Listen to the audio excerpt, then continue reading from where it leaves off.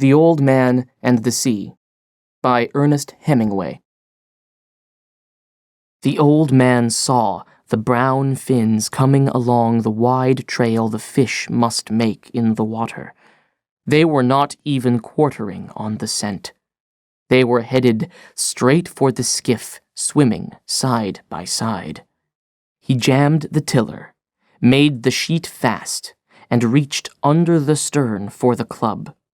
It was an oar handle from a broken oar sawed off to about 2.5 feet in length.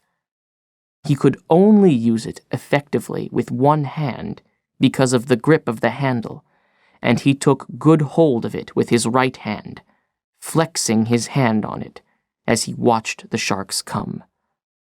They were both galanos. I must let the first one get a good hold and hit him on the point of the nose or straight across the top of the head, he thought.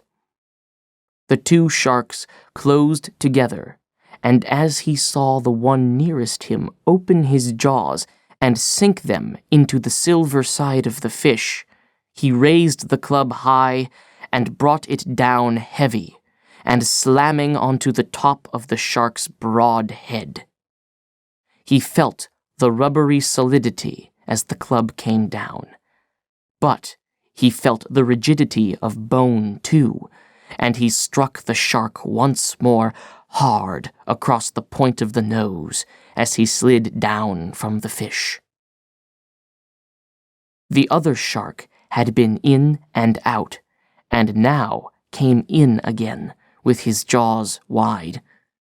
The old man could see pieces of the meat of the fish spilling white from the corner of his jaws as he bumped the fish and closed his jaws. He swung at him and hit only the head, and the shark looked at him and wrenched the meat loose. The old man swung the club down on him again as he slipped away to swallow, and hit only the heavy, solid rubberiness. "Come on, Galano," the old man said. "Come in again." The shark came in a rush, and the old man hit him as he shut his jaws. He hit him solidly, and from as high up as he could raise the club. This time, he felt the bone at the base of the brain, and he hit him again in the same place, while the shark tore the meat loose sluggishly and slid down from the fish. The old man watched for him to come again, but neither shark showed. Then he saw one on the surface, swimming in circles. He did not see the fin of the other. I could not expect to kill them, he thought. I could have, in my time, but I have hurt them both badly, and neither one can feel very good. If I could have used a bat with 2 hands, I could have killed the first one surely.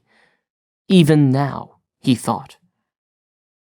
He did not want to look at the fish. He knew that half of him had been destroyed. The sun had gone down while he had been in the fight with the sharks. "It will be dark soon," he said. "Then I should see the glow of Havana. If I am too far to the eastward, I will see the lights of one of the new beaches. I cannot be too far out now," he thought. "I hope no one has been too worried. There is only the boy to worry, of course, but I am sure he would have confidence. Many of the older fishermen will worry. Many others, too," he thought. "I live in a good town." He could not talk to the fish any more, because the fish had been ruined so badly. Then something came into his head. "Half fish," he said. "Fish that you were. I am sorry that I went too far out. I ruined us both. But we have killed many sharks, you and I, and ruined many others. How many did you ever kill, old fish? You do not have that spear on your head for nothing." He liked to think of the fish and what he could do to a shark if he were swimming free. "I should have chopped the bill off to fight them with," he thought. But there was no hatchet, and then there was no knife. But if I had, and could have lashed it to an oar butt, what a weapon! Then we might have fought them together. What will you do now if they come in the night? What can you do? "Fight them," he said. "I'll fight them until I die." But in the dark now, and no glow showing, and no lights, and only the wind and the steady pull of the sail, he felt that perhaps he was already dead. He put his 2 hands together and felt the palms. They were not dead, and he could bring the pain of life by simply opening and closing them. He leaned his back against the stern and knew he was not dead. His shoulders told him. "I have all those prayers I promised if I caught the fish," he thought. "But I am too tired to say them now. I better get the sack and put it over my shoulders."